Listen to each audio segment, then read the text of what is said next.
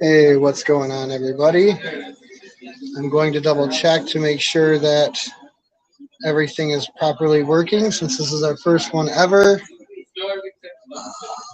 Looks like we are on. Yep. Perfect. Okay, so today is our very first ever Sunday Funday where we're open from 12 until 5 and we do a 10% deal on all the live fish. What's going on, Aquaballs? So today's goal is to just take you guys around the store while we're still open, let you guys experience what it's like when we're up and running. We've had some really big flow already today, so we're kind of hoping that we finish off the day strong. We want to show you what it's like in the fields of a day-to-day process of running a store, and towards the end there we'll do a live feeding. I do want to express my gratitude to all the new subscribers. Thank you all for subscribing. I really, really appreciate it. Goal is to hit 1,000 subscribers. We do actually ship all over the U.S., so no matter where you're at, we can ship to you. I do have a stock list that I've been emailing to people. Right now, our website is still our website is still being finished up. We've had a lot of requests for websites, and I understand that, and I apologize that we haven't been able to finish it just yet, but there is a lot of stuff that goes with building a website, and we're not adding just a couple things. We're actually adding a full entire store into the category, so it's taking us a little bit longer than what we wanted, but you guys are going to be a lot happier in the end when you guys get more stuff to pick from to make your shipping a little bit more worth it. Because the last thing we want is to have to charge you guys $7 for shipping and you only get one thing that you wanted. Whereas if there's a bunch of stuff that you wanted, we still charge you whatever the shipping rate may be, like $7 to $10, $15, whatever, and you get a full lot of stuff. So trying to make it more beneficial for you guys in the long run. So we don't have any of Malik's fish in at the moment. We're still trying to get the access to go over to Canada to get them. But as soon as that's possible, I'm going to be taking fish to Malik and grabbing fish from Malik and bringing them back. But I am back here in the corner, so I will show you. Let's see. I will show you. Oh, sorry, guys. I'm trying to figure this out still. I need to flip the camera.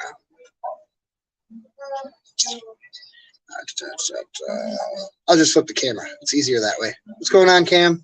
So these guys right here are the L450s. They are also known as the broad stripe zebra. They're also Hypancistrus. These guys are absolutely beautiful. I love them. I think there's like 12 or so of them in there. Haven't had any luck breeding them yet, but I do have a customer who bought some from me, and he is successfully breeding them, which is actually pretty awesome. They are a pretty tough fish to get going. So I'm going to take you guys around here really quick. I wanted to show everybody these guys. So I don't know if you could see them. Oh, they don't know if you can see them because of the glare. Let's see if I can fix it there. Okay, so these are an angelfish that I started to work with about 5 years ago. They are a platinum silver cross, and my thinking process on the genetics that I was trying to make for visual was a full solid platinum angelfish, all silver, or all platinum, sorry, all white, with one continuous black line from the top fin through the body through the bottom fin. So it's just a platinum with one just jet black stream. And as you can see with, let me see if I can get you a good shot with this guy. As you can see, I'm kind of becoming successful. If I get this glare to go away. I'm starting to become a little bit more successful with every spawn, where we got more of the platinum on the bottom and we've got one continuous black stripe. That was the hardest part about my my process here, was to get that black stripe. Right now they're kind of dulled out, but you can see that they get that black stripe from the top fin through and through the body and down into the bottom fin. So that's pretty good, pretty awesome. These guys are nice big males. We got them in there with some breeding albino bristlenose. We also have the flower horn show here. This is Shark Bite. This is one that's went to a few shows, showed off himself. He's a stud, that's for sure. We're actually getting his whole head cured up. It's actually healing really, really fast, so it's awesome. So let's see, how's everybody doing?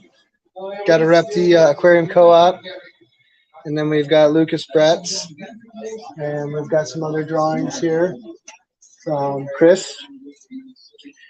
So that's pretty cool. I'm going to answer some questions. Hey, Aqua Malik, what's going on, buddy? So, it's been almost 2 years keeping my 546s. How do I trigger them to mate? So, if they're of age and they are being fed proper diets and their water parameters are consistent and they are adequate to what they require, it's just consistency at that point. Good feedings, good water changes. If you've done all that and you're still having issues, I would suggest maybe using some RO, some softer water, maybe do a 50% water change, maybe a little bit cooler. You might spike them into breeding. The best time to do that, though, is right before or during a rainstorm. Like a big thunderstorm, you'll pop them off because the barometric pressure changes. So that would be the best bet. There you go. Yep, and Aqua Malik. Yep. So I'm going to take you guys around, and I'm going to show you guys what the store looks like, so that way we're not just kind of looking at my face. So this is one of our front racks. I apologize for the glare. I'm going to back up a little bit more here. There we go. So this is one of our front racks. The bottom and the middle are 29 gallons, and the tops are 20-gallon longs. And then we have the same thing over here. We've got 29s on the bottom, 29s in the middle, and 20 longs on the top. Live feeding ASMR. Yeah, so Taylor's big into the ASMR, and I think that would be something that we could probably do. I don't know how long you can, continuously feed the fish, but we could definitely do feeding the fish as ASMR. That'd be pretty cool. So let's take you around and show you some of the fish we got in right now. So this guy right here is a medium-sized Oscar, and I apologize if you guys can't see very well, but nice medium-sized tiger Oscar. He's really, really pretty. He's got a little bit of aggression, but he's nice fish. And we got, let's see if I can turn this the right way. Okay, so we got a couple smaller Oscars right now, and they're about 3 inches, both tigers. Also very pretty. So I'm in your way, just, no. Oh, you're fine, you're fine. I decided to do the lives from 4 till 5 on our Sunday Funday, so that way when we do get busy, I can just pop the camera up and people can watch how the store runs. Yep. If you have any questions, though, just let us know. Yep. Yep. Yeah, no problem. All right. Yes, fish do make a lot of popping noises, especially if you feed like our monstrous group of peacocks. Oh my gosh. I'll give you guys a little teaser on it. I'll give you guys a teaser. Just because the feeding part's my favorite.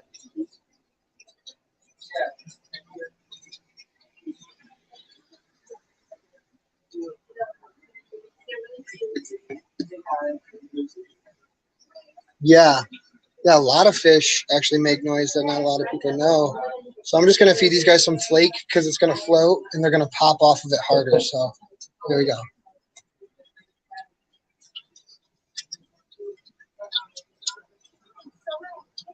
Not sure if you guys can hear that or not. They're not popping as hard because I'm directly above the tank, so I think that may be an issue with me being so close to the tank. But I can tell you one thing, the haps, they never fail us. So let's try the haps. These guys never fail us. I caught these guys in Florida. These are the Eastern haps. There is like 99% males in there. There may be a hidden female. These guys are gorgeous. So let's see what they do with some flake food.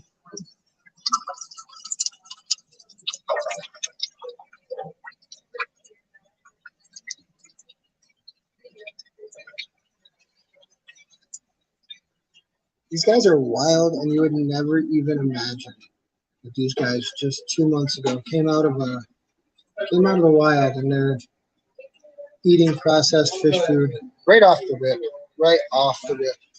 I think it was like day one of them being in the tank. They were already eating extreme pellets, which was pretty awesome.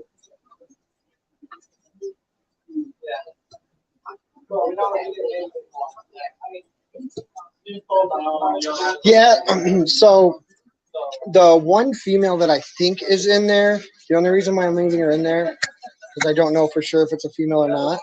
Because what I've noticed with the Eastern haps is the wild ones, they still have sharp fins, they still have egg spots, they still have color. And we found it one hidden female that we separated right off the get-go because she was actually holding eggs like the second day we got her in the tank. And she wasn't holding when we caught her. So we ended up separating the female. We pulled the eggs just because there was a lot of stress and a lot of stress factors with bringing them all the way from Florida and into a new environment and people looking at them. So I didn't want her to eat the eggs. I wanted the best chance of keeping as many of them as I can. So I pulled her brood and I put her in a separate tank so she could kind of recover, and she's in the back. So I can show you guys her in a little bit, but I'm not sure if I had to guess. Let's see if I get to set up this right for you guys. If I had to guess, I would say that one may be a female, but I'm not sure. Like I said, they can color up day by day. They change colors all the time. That's the luxury of Africans. They can do some crazy stuff. We used to do killies. Awesome. Killies are awesome. We actually sold the last couple killies that we had in today, but from now on, being that we're going to be this busy on Sundays, I'm definitely placing a much bigger order from now on. Sunday Fundays were awesome. 10% off. Only fish, though. There's the dry goods, the food, and all that stuff is all still regular price because most of that is MSR price only. So our wholesalers that we get them from, it's a base price. This is what you pay, and it keeps everything kind of fair when it comes towards multiple stores competing. I prefer that anyways. I don't want to lower prices and sell more or anything like take other sales from other places. And I'll also be offering that online as well. Sundays we'll do 10% off. Of course, you'll have to pay the shipping and all that stuff still. So once we get our website up and going, then we will definitely be offering that. So that's pretty awesome. Okay, let's show you a wild Jaguar cichlid. This blade is just killing me today. There we go. Same thing with the Jaguars. Those things popped off so quick. So quick. Like, I think it was literally day one or day two, they were already eating processed foods. So there's one there. And then I'll show you the difference. This guy's a little bit lighter for whatever reason. I'm not sure. But this is a wild Oscar. He's a little bit on the smaller side. I had quite a few of these guys. They're starting to sell out pretty quick now. So I'll be going back again in the end of May to get more. So there's one medium I would consider up here in this tank. And there's also a medium in the back that I'll take you to show. Completely different colors. I don't know if it's because he's alone or if it's a smaller environment. He's just not comfortable. So we're going to move him out here shortly. I will take you to the back, and I will show you the wild Oscars that we have back here.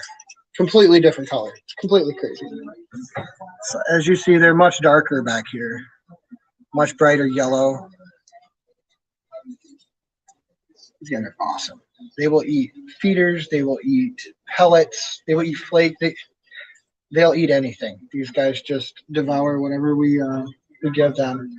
And I will definitely do a live feeding of these guys towards the end. So stay tuned for that. Then we've got some wild caught Mayan cichlids. Now these guys, they had a little bit harder time with transport, and it was really crazy because these things are really, really hardy, very hardy.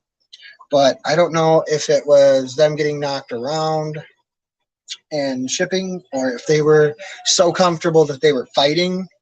But they did come in kind of bruised up.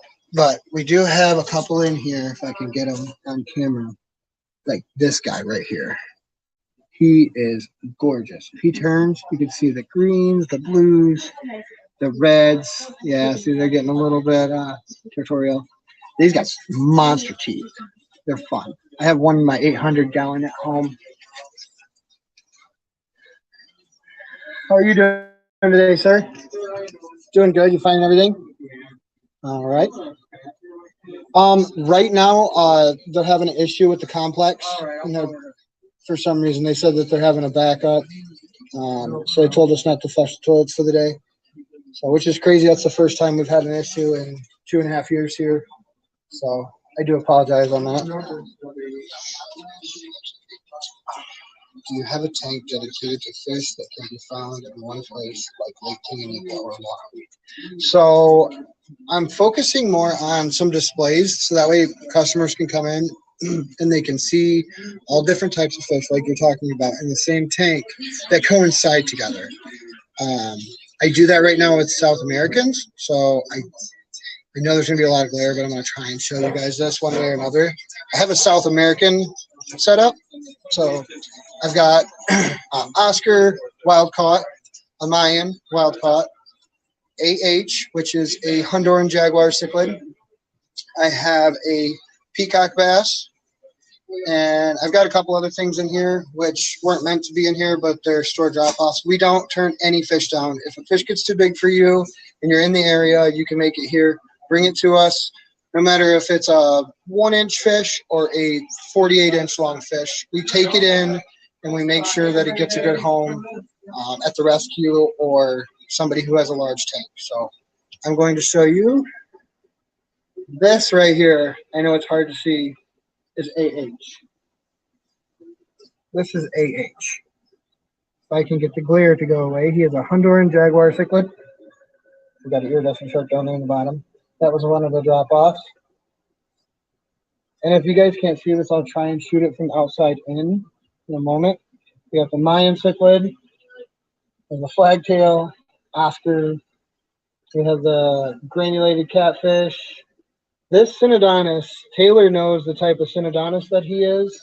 He is gorgeous, but I can't remember the name off the top of my head. And let's find Chevy. Chevy's hiding. Oh, there you go. So Chevy, and you can just barely see her tail right there. We did find out that Chevy is a female. So that's pretty cool. This was a 125-gallon tank.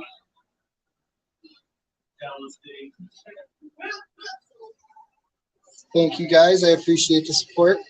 So up top here is a 100 and this is 135 up top. This has some of Taylor's Rio Nene angels. There is a very awesome, which I don't know if you can see him. There he is, right there. The leucistic clown knife. There is a fire eel. This is Phoenix. He's the replacement from Blaze because Blaze committed suicide not long ago. He's in there with a black ghost knife actually right now. You can just barely see him. And I don't think there's anything left in there.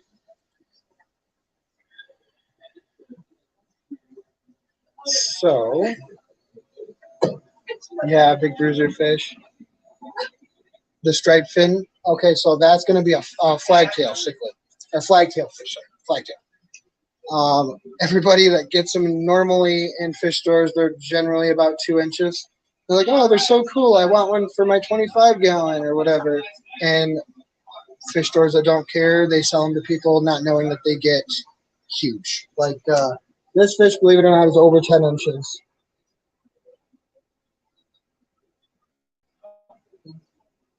It is over 10 inches.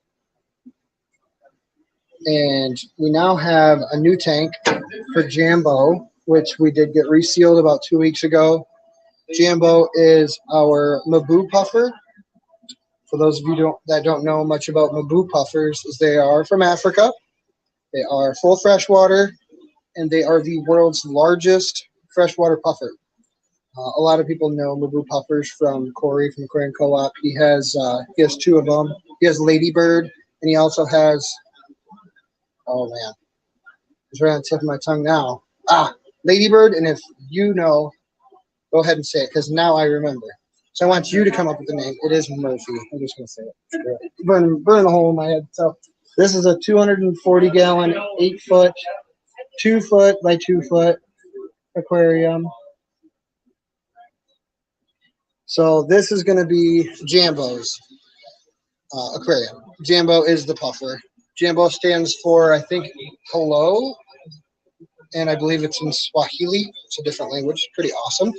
So yeah, this is the 240-gallon that we're going to do a thick sand bed, lots of plants, guppies, mollies, probably some crazy stuff like that. Cory catfish, probably. The fire eel will go in with the Mabu because I hear a lot about them coexisting together. So we're going to try it. Why not?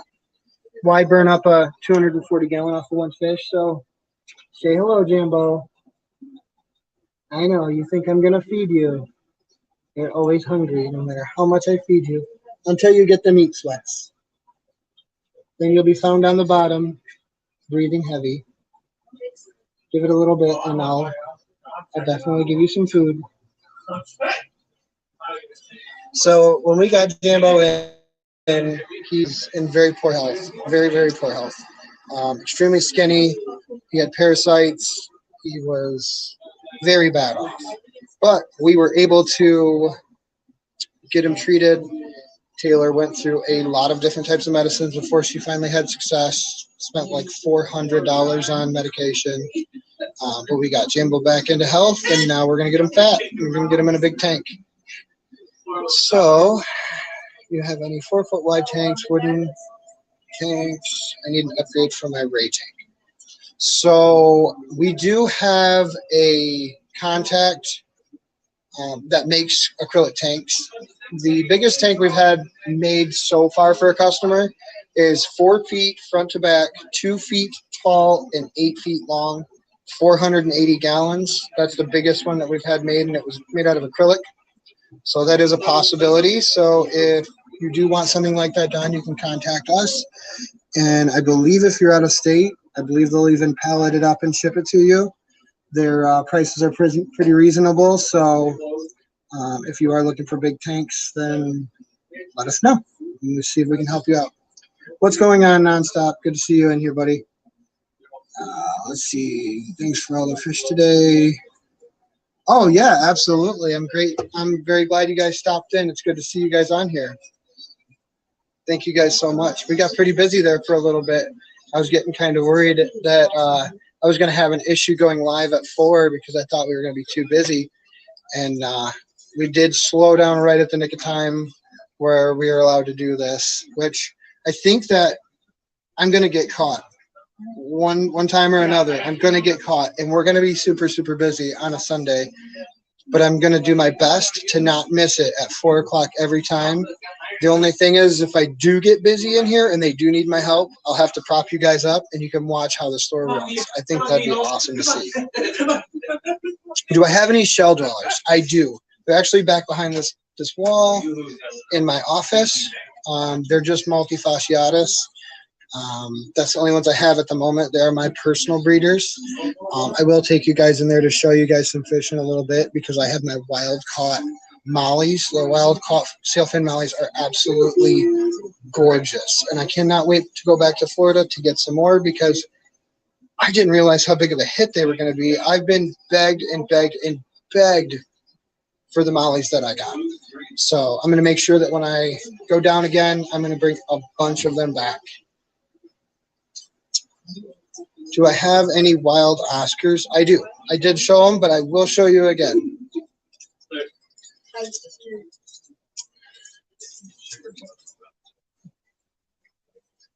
So these are wild Oscars from the Everglades. As you can see, they're playing in the bubbles right now. Hilarious fish. You'd have never thought that this guy would have been from the wild. Black rams. So we do have some black rams. They're not in at the moment. They are still in Arizona, but they are to be shipped out probably next week. Yep. So these are the wild Oscars that we got from the Everglades. We got a larger one here and then a medium one over there. We do have one more medium up front. Do you buy fish from people or only take in rescues? I got a six blood parrot, cichlids, medium sized. So if you're a breeder, if you're going to consistently be able to supply us, I work with you a little bit better because I know I can consistently buy from you, especially if I start to run out, I give you a call more. But generally, if it's a drop off for a tank switch, or if you're moving, or if you just have to take your tank down for whatever reason, then we generally do either a cash buy or store credit.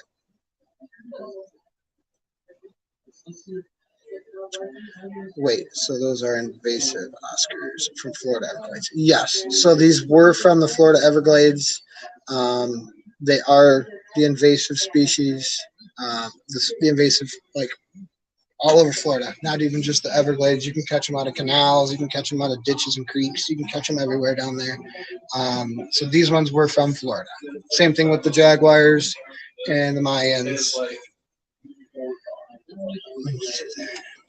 Yeah, would definitely help you out. So if you have anything that you need to bring up, just bring them on up. If you want to switch out certain things, we'll give you a discount or store credit.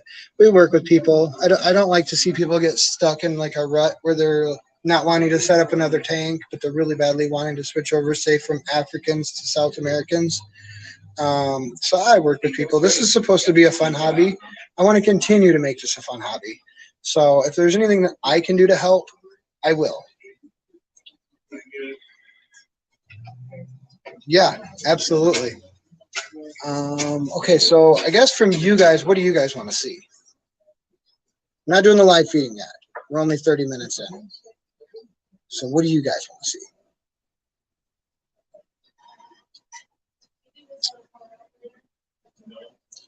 Until then, I can introduce you guys to Jake too. Jake is one of my employees. He's very, very knowledgeable. One of the best employees I've ever had. He's on it. He's a good employee. So let me see here. We sold all of our red tails, all of our shovel nose, all of our arowanas. Those are all gone. We do have stingrays coming in 2 weeks. Filters. So our whole entire store is powered off of sponge filters. We run the 75-gallon sponge filters in all of our tanks, regardless if it's a 29-gallon, a 20-gallon. We try and keep all the bigger filters in there just because we can never over-filtrate. Some of these 20-gallon talls do have 40-gallon sponge filters in them. Oh, female beta dark water tank. So as you see, this one has a lot of green growing on it, so that sponge will probably be pulled out and cleaned in the next probably day or two. There's another 40-gallon sponge. So I like to over-filtrate as much as I can.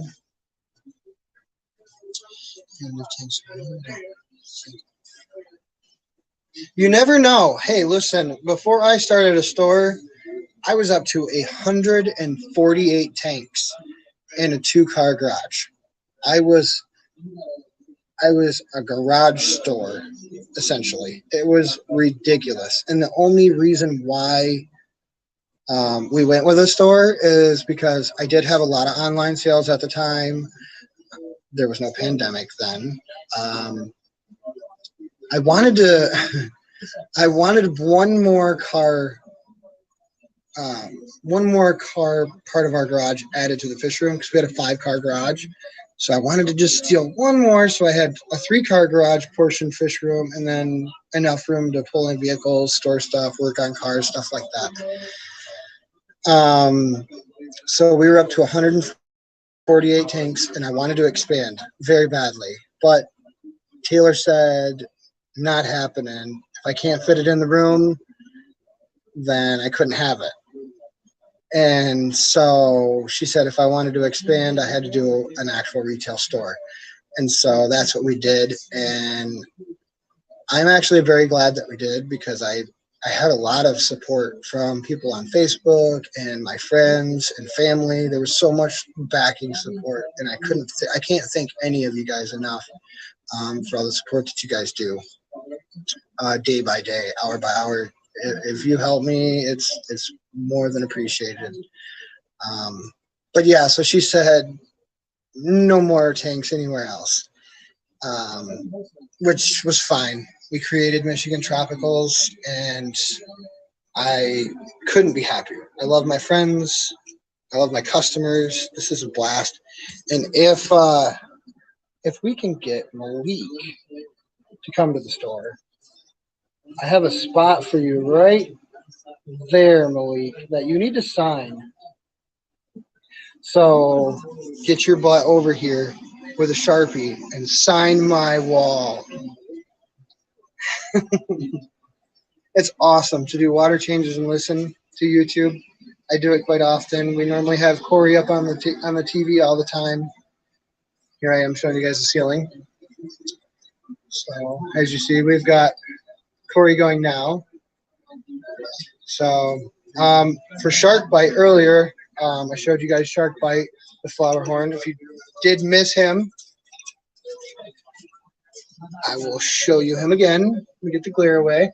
So this is Shark Bite. He's one of our competition flower horns. He did have a little mishap. He had a hole in the head, but we got him treated all up, and it is healing extremely quick. So he might be going to Dallas. I'm going to buzz by Tim real quick. He's got the live going, so I'll have to tell him to mute it. Tim, drop your volume so we don't resonate. Okay, so I wanted to show you some of the stuff that Shark Bite's done. There's some of Shark Bite's rewards. So we've got more coming from another flower horn that we competed with in Orlando. We got that plaque coming, which is pretty awesome. Tanks are still low from a move a month ago. I'm sure they will be back up and stocked in no time. Yeah, Shark Bite. Yeah, what's going on, Lefty? How you doing, buddy? So I don't know if it'll show up on camera, but I have a little divot right under my thumb here. It's red. I'm not sure if you can see it or not. So I was getting ready for comp, and I was playing with them because interaction with you and fish, especially with the flower horns, the more interaction you give them, the more color they can get, the prettier they can get, the bigger the head.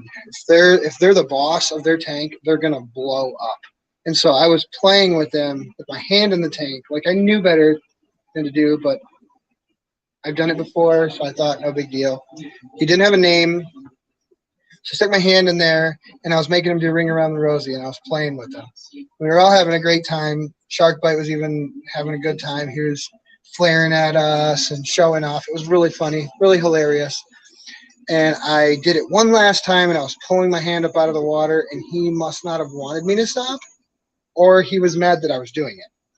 And he took a huge chunk out of my hand, and after that day, he was Shark Bite. So that mark was actually, I don't know if it's going to show up or not. Maybe, maybe not. That was over a year ago. Actually, it's probably about a year and a half ago now. But yeah, he got me good. Someone told me yesterday that don't get tired of changing water. I told him that's what I love to do.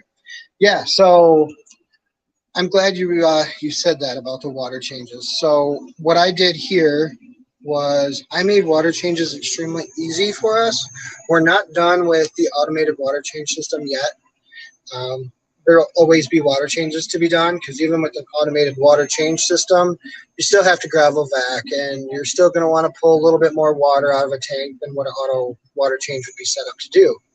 So what I did here is I added a new hot and cold line next to my sink with valves, one-way one-way flow valves, one-way flow preventers, so the water can't flow the opposite way.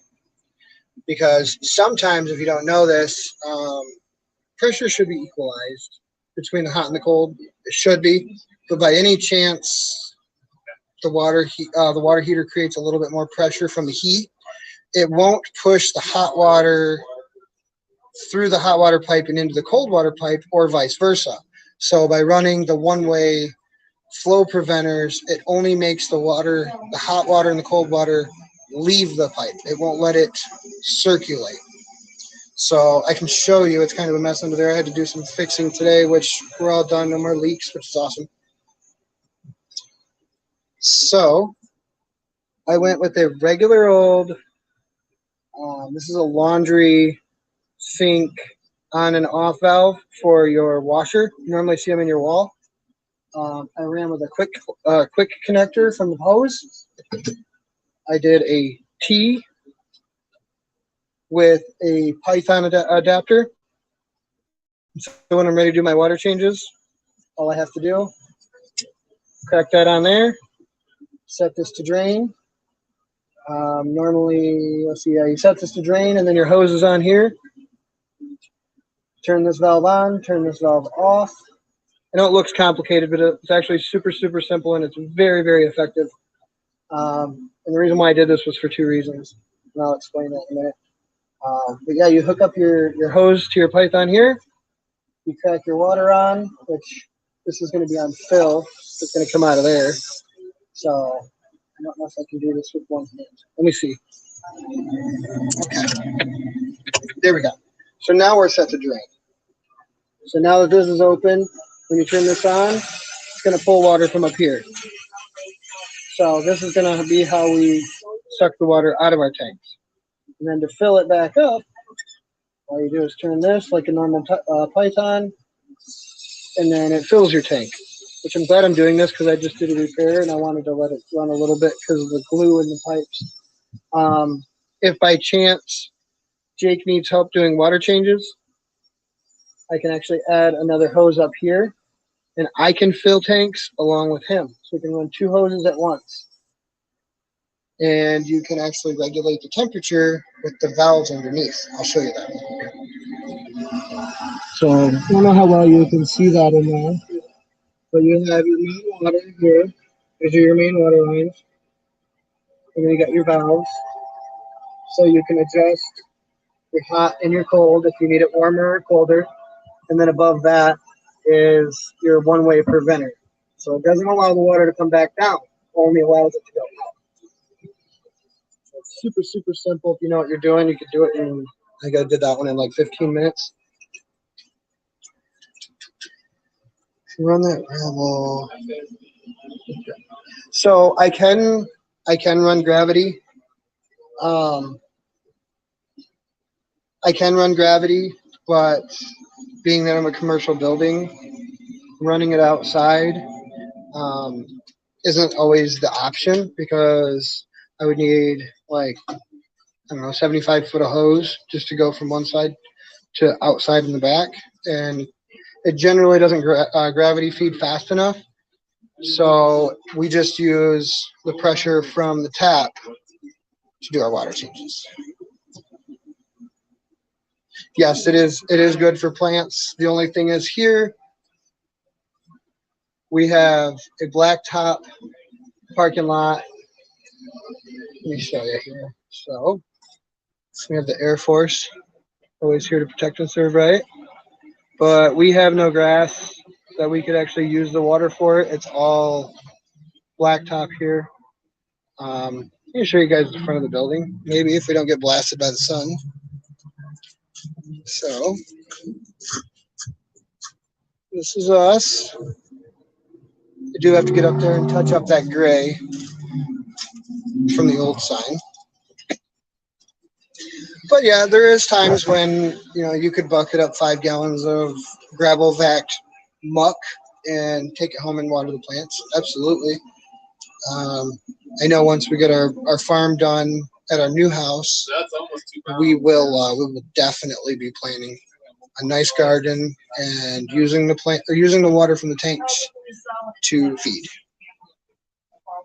Yeah, bottle it. Actually, what's pretty awesome is there is a new type of stuff we've been using. It's called Smart Start Complete. We actually sell it here. I got to get some more. Me and Jake put it through the ringer to test it because there's multiple companies out there that say we do this, we do that. What's going on, my fish tanks? So this is it right here. I'll do a video on it. Man, this glare is just horrible no matter where I go. So this stuff is awesome. We actually put it through the ringer. This was a full gallon about a month ago, and there's like nothing left. We use the crap out of it. We do have a backup gallon. Got to keep stocked. So, I did not realize that it is 4:50 already. So, shall we feed? I think we should feed.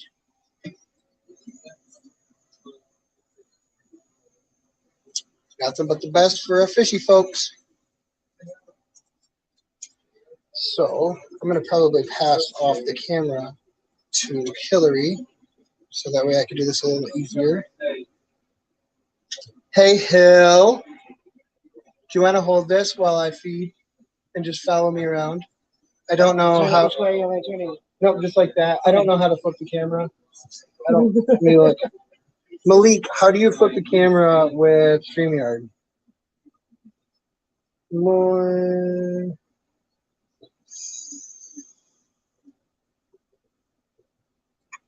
Aha.